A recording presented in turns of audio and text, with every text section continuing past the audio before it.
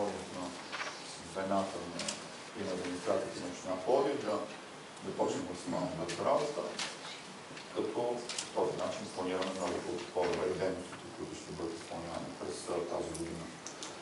Разликата между това, което имахме като стойности, като бюджетни намерения през миналата година, когато беше публичното обсъждане, и сега до голяма степен е от различните намерения на общинските звена.